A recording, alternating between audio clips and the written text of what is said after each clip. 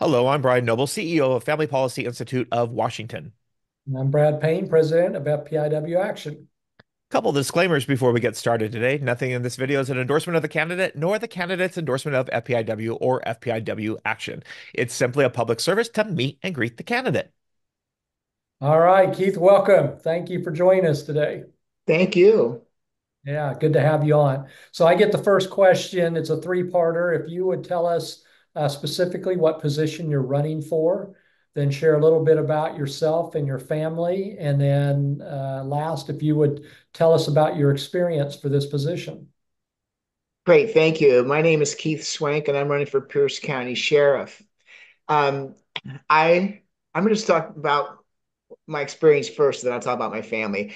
I'm an Army veteran, and then I was a Seattle police officer for 33 years, and I retired in June of 2023 as a captain.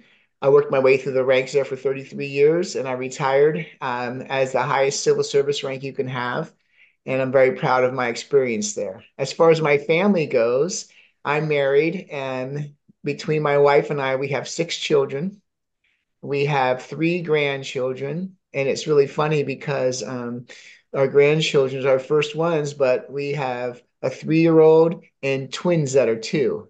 So when we go and visit them in Phoenix, we really have our hands full there. So it's exciting times, and it just makes me glad that I had children when I was a lot younger because it really tires you out chasing them around. Um, and then so I'll answer any other questions as we go along, but I didn't want to talk too long about all my experiences. But I've done everything from putting bad guys in jail to writing budgets and contract negotiations and anything you can think of that a sheriff would need to have in their skill set. I've been there, done that. Excellent. What's the primary promise that you're making to the public if elected? Well, crime is out of control, especially juvenile crime. And what we're going to do is we're going to crack down on violent crime and quality of life issues. And quality of life issues, I mean, like you see graffiti everywhere you go in Pierce County. You see litter everywhere. You see homelessness, which is fueled by drug addiction and mental health conditions. And those oftentimes they run hand in hand. Somebody does drugs because they have a mental health condition, or they do drugs and then they get a mental health condition. It all runs hand in hand. And I'm an expert on that, de-escalation and crisis intervention, and I'm going to bring those skills to the agency to help us with this crisis that's going on in our community. Right. What differentiates you from your opponent?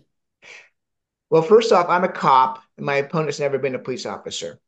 Now, she's a good person. She's worked in the jail in Pierce County Corrections for 30 some odd years, and it's a very important job, but it's a lot different when you work in corrections than being a police officer, especially with your experiences on the street of being a police officer. As I said in the introduction, I worked my way through the ranks.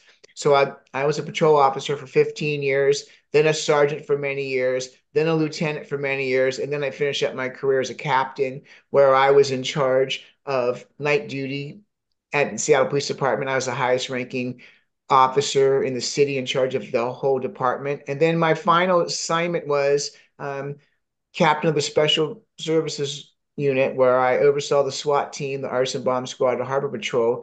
And I'm proud to say that I led the SWAT team during the Summer of Love when we finally took back the Chaz Chop Zone. And when we went there to take it back, we were finally given the authority to take it back.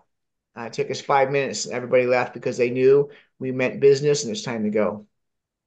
Our fourth and final question is, what did you learn during the primary that is positively impacting you during this general election?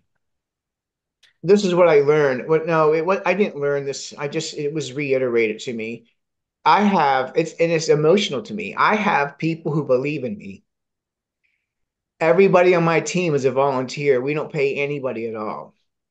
And these people, they work full-time jobs and then they work full-time in this campaign. And oh, sorry, I get emotional about it. It's very humbling to me to have people believe in me like that and believe in our mission. And and we're just grassroots. We're raising money from people who don't even have much money, but they give us a little bit of money if they have because it means a lot to them. And I can't tell you how much it means to me. All right. Well, those relationships are critical, we know. So we appreciate you sharing that. And thank you so much for being with us today. I know that seems like short and sweet, but we have many of these interviews lined up. Appreciate you sharing with our listeners and uh, best wishes during the remainder of the campaign. Thank you a lot, and I appreciate the time. All right. Well, I'm Brad Payne with FPIW Action. And I'm Brian Noble with FPIW. Friendly reminder, nothing in this video is considered an endorsement of the candidate, nor the candidate's endorsement of FPIW or FPIW action. Like we like to say around here, go out there and defend and advance biblical values in the public square. God bless.